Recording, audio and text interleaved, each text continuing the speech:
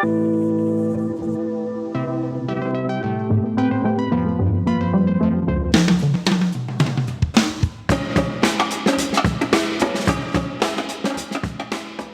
is up, everybody? Welcome to the show. This is the Bi Friend podcast.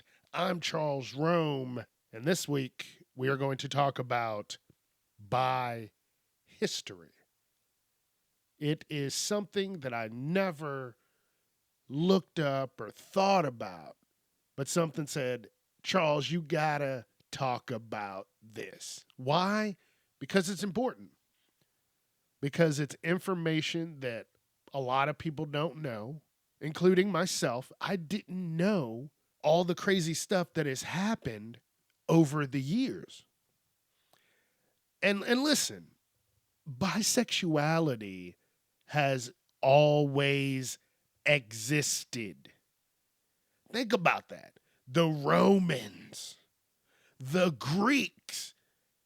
Dude, you'd hear stories of the Roman emperors with 6 wives and 7 husbands, boyfriends, maids, whatever you want to call them.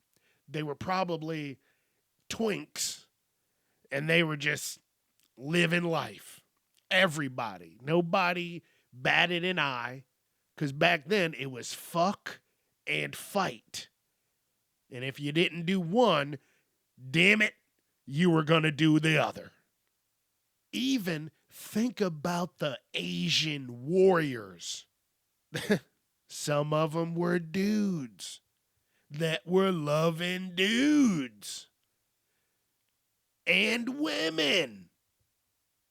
Listen, this has been going on since before you could even fathom. The Indians, think about that. They were getting all bisexual, trying to figure out what them two spirits can do. It's always been here, but it is the most waved off group. Oh, you're bisexual? No, you're not. You're just lost, my friend. That's what you are. And I'm here to tell you, it can be both.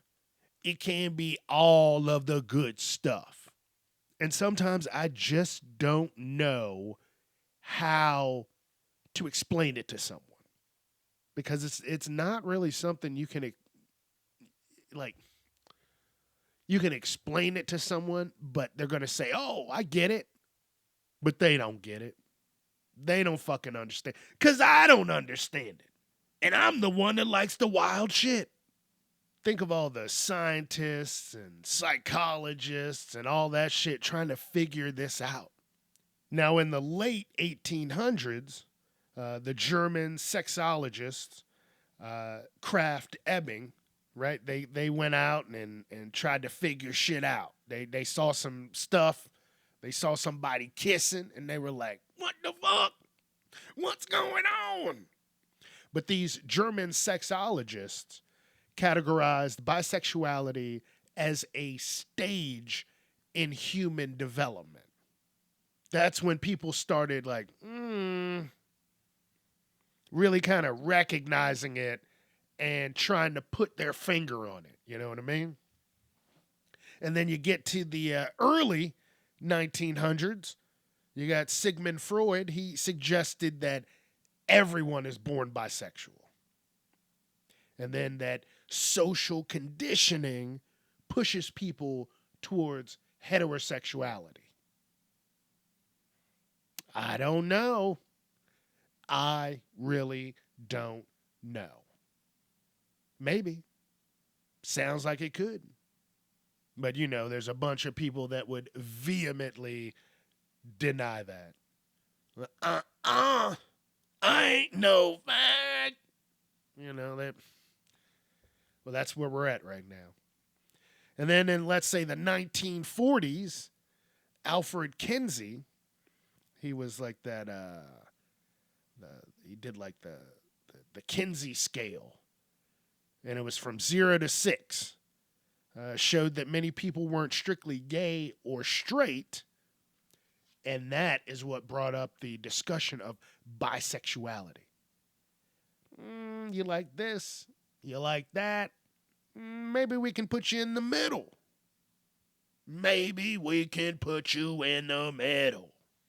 So that's what he said. And right now, that's from the late 1940s to mid 1950s. So that's when Kinsey was like, "Hey, we're trying to fit. Let's put it on the scale. 0 is heterosexual, and 6 is homosexual. So somewhere in between like 2 and 4 is bisexual. And hey, that's where I fall. Maybe, and it might swing a little more towards the 2, might swing a little more towards the 4, but it's still right there. And listen, I can't explain this to people. I know I've said I have friends that I want to talk to. I still do. I still have friends that I have a timeline of when I want to talk to them because I know when I'll have time to talk to them. And it's just crazy because people are already mind fucked already. And then you throw some extra stuff at them, then they're like, you know what? I'm done. I don't want to hear this. But the friends that I have so far have been amazing. And I appreciate them. They've been good. They've been great. And hopefully the friends that I do talk to soon are good and great. So in 1969, the Stonewall riots happened.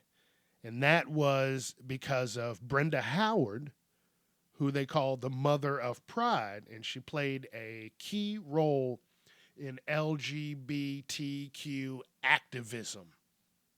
She fought for bi inclusion in pride celebrations, which is sad because even the gay and the lesbians, they're trying to be included, but then they both have a group that they don't understand. And guess what? We ain't trying to include you. You ain't real. You ain't real. Pick a side, buddy. Give me a little bit, and we're going to get into the Stonewall riots. And then in the 80s, right, from the 70s on to the 80s, people were just losing their minds. They just had the riots. People are on edge. And the 80s roll around, and people are like, you know what? It's called bisexuality. Use it. Don't abuse it.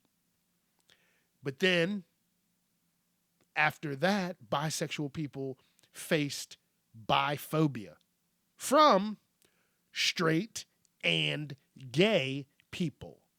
Why? Because you technically don't fit in. You're not gay enough to be called gay, and you're not straight enough to be called straight.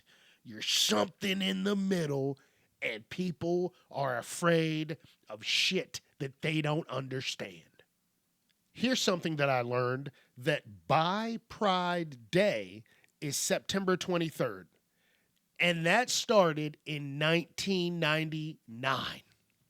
I remember 1999. This shit has been going on for years and has only been recognized since I've been alive, which is crazy. What's actually crazy is that there are probably so many people in your lives that are bisexual and you never will know. You never are gonna know because they're afraid to talk about their sexuality. And for me, this is leaps and bounds with doing this podcast. Because after the end of 22 episodes, I don't know what I'm going to do. I don't know what I'm going to talk about. I do not know. But what I do know is that I'll have gotten my story out. I'll have learned so much more than when I started. And what more can you ask for than to learn some new shit? Like, here's something you're going to learn. The bisexual flag, here we go, wasn't created until 1998, a year before they started the Bi Pride Day. Okay? Created by a man named Michael Page. And he used rectangles instead of triangles. So instead of the biangle, you have 3 thick rectangular lines with pink, purple, and blue. That is the bisexual flag. One color for male, female, and a little bit of both. Same sex, opposite sex, all of it. And again, that didn't get created until 1998. Dude, you got friends that were born in 1998. And like I said earlier, Ebbinghaus, the German sexologist, they didn't start their shit until 1892, the end of the 1800s. So almost 100 years later, they finally start recognizing shit. And it's not like a lot. It's not, a lot. Because now, during the 90s, they're like, oh my goodness, these bisexual people are bringing over AIDS. They were saying that bisexuals were the sole carriers of AIDS into the heterosexual community because they could move freely between the communities. So that was a big thing.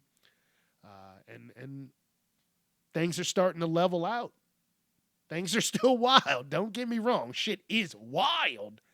But they are, kind of, getting better. Slowly. Very slowly. So also in the 90s, they had a newsletter called BiNet. And it was a significant part of the national bisexual movement.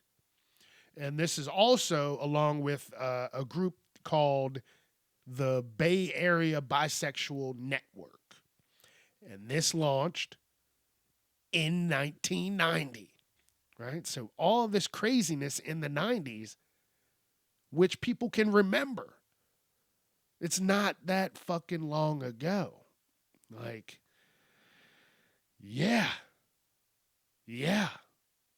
And one of the big things in this magazine was the Bisexual Manifesto. So the Bisexual Manifesto, it serves as a collective voice for the bisexual community, and it calls for an end to the erasure of bisexual people, and it challenges heterosexual notions of monosexuality, and also talks about the importance of bisexual voices and their diversity. Actually, I'm going to go ahead and read the Bisexual Manifesto for you. It was created in 1990, and it was published in Anything That Moves magazine in the Bay Area, so San Francisco.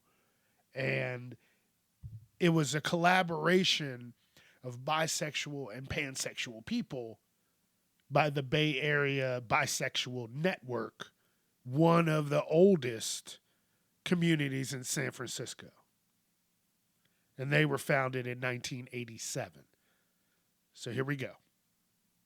We are tired of being analyzed, defined, and represented by people other than ourselves, or worse yet, not considered at all. We are frustrated by the imposed isolation and invisibility that comes from being told or expected to choose either a homosexual or heterosexual identity. Monosexuality is a heterosexist dictate used to oppress homosexuals and to negate the validity of bisexuality. Bisexuality is a whole, fluid identity. Do not assume that bisexuality is binary or duogamous in nature. We must have two sides, or we must be involved simultaneously with both genders to be fulfilled human beings. In fact, don't assume that there are only two genders. Do not mistake our fluidity for confusion, irresponsibility, or an inability to commit. Do not equate promiscuity, infidelity, or unsafe sexual behavior with bisexuality. Those are human traits that cross all sexual orientations. Nothing should be assumed about anyone's sexuality, including your own. We are angered by those who refuse to accept our existence, our issues, our contributions, our alliances, our voice. It is time for the bisexual voice to be heard. Let's go and talk about some history, which I thought was very, very interesting. And it is about the Stonewall Inn in New York, the gay bar that pretty much set the tone for things and got the LGBT community on the map and noticed and known that, hey, we're not here to fuck around. So this bar was owned by the mafia, and they would protect it, and the police would still raid it, and the mafia men would still come in and be assholes to people, and that went on for a little bit. And then it went on too long, because in 1969, June 28th, that's when the riot started. Police came in to ruffle some feathers. People were done. They were tired of the constant ruffling. So they fought back. And like I said, that's on the 28th of June. Shit got so crazy, the officers ran into the Stonewall Inn. People lost their damn minds and burned the building down. They said, you want to fuck with us? We're going to burn this motherfucker down. It said that somehow the officers got out, but the riots went on until July 1st. That's what I'm saying. Leave people alone, and then you're upset when they are fucking triggered. I don't get it. People just need to leave people alone. It's crazy. And from this started the Gay Liberation Front, and it was the first advocates for equal LGBT rights.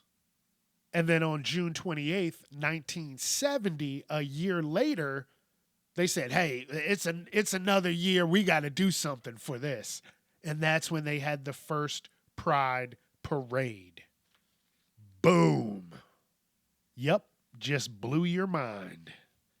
And then on June 24th, 2016, Obama made the Stonewall Inn and the area around it a national monument. Wow. So that's the first LGBT national monument. Crazy, right?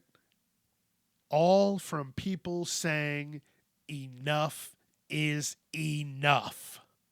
I had to go and do a little more research. I wanted to see who was instrumental in starting the pride parades and festivals. And her name was Brenda Howard. And I did some research. She was not at the riots, but she knew a lot of people there. She was a bisexual woman herself. She was the go-to person for planning the first Gay Pride Week and the Christopher Street Liberation Day Parade, which the Stonewall Inn is on Christopher Street. And so for that, That's why they called it that. But she is known as the Mother of Pride for her efforts to organize the events.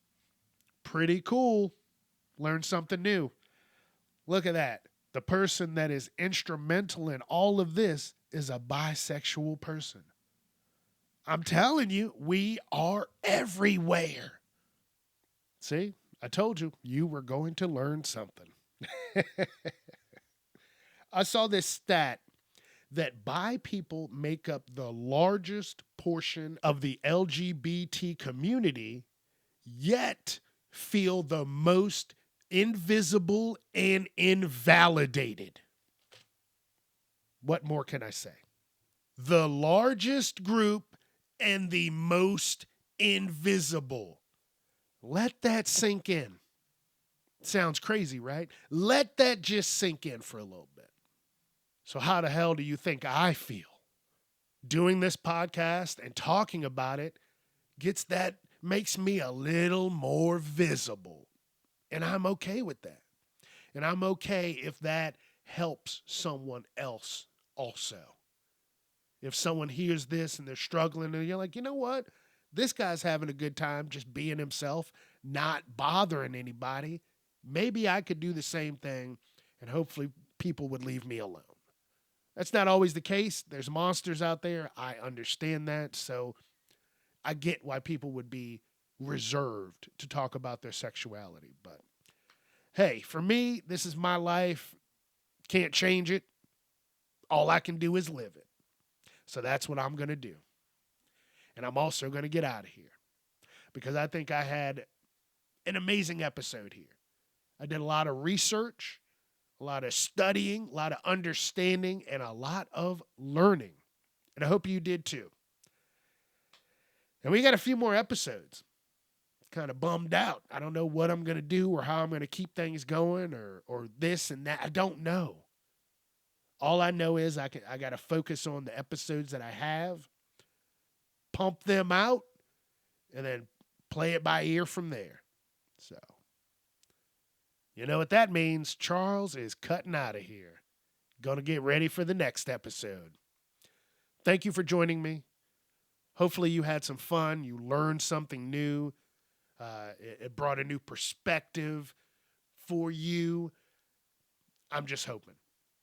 I'm glad you're here. I appreciate your time, your efforts of listening to me talk about this. So don't forget, I'm on Facebook. I'm on Instagram. You can check out the full episodes on YouTube at the Bi Friend Podcast and wherever you podcast. So thank you. I'll see you next Friday. Bye.